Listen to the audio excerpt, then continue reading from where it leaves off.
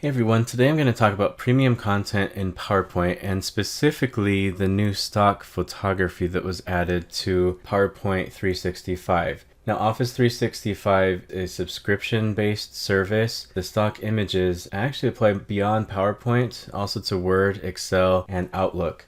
Now, when Microsoft talks about stock imagery, they're actually talking about stock photos, also cutout people, icons, and stickers. And I'm going to dive into what each of these things are and how we can incorporate that into our slides.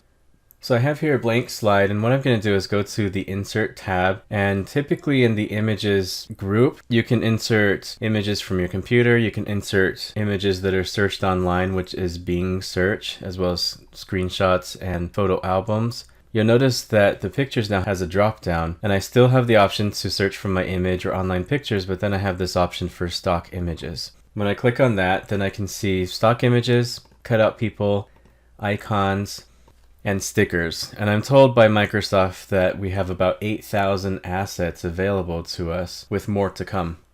So let's start by looking at stock images. You can see a selection of stock images, and you might recognize these from some of my other presentations that I've done.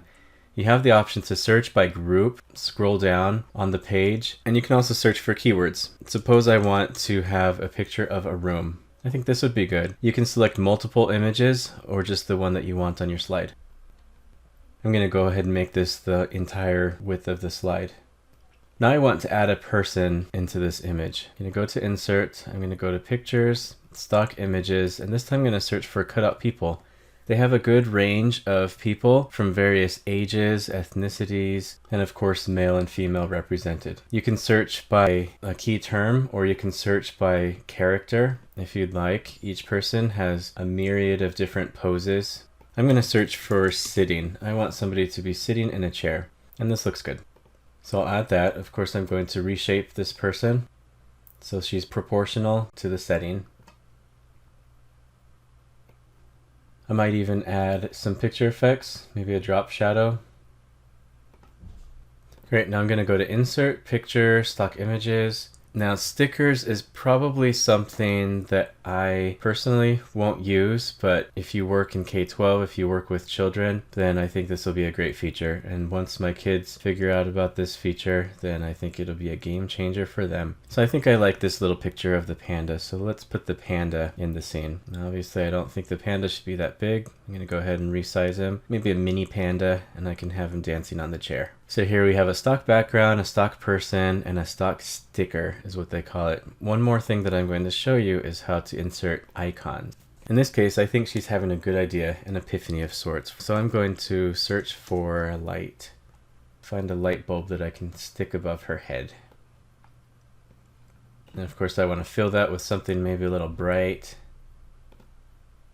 Maybe add a little bit of glow to that. And there I have my setting. If I wanted to change any aspect of the stock photography that I have here, I can just right click either on a sticker, an icon, or the background, and I can click Change Picture, and I'm just going to browse from stock images. And now I want to place her in an office. Let's look for a good office picture. I think this will be a good one. I'm going to go ahead and insert that one. I'm going to adjust this to fit the screen. Great, now I'm just going to move them around a little bit. I'm going to place her over here. I'll put the panda maybe dancing on this table. Bring the light bulb a little bit closer to her. And I think I'll also give some of these other characters bright ideas as well. I'll give her an idea, and I'll give these people an idea, a good idea as well. They're having little epiphanies. Go ahead and zoom out, and that's how you can make use of stock photography, including the photos, the cutout people, the stickers, and the icons.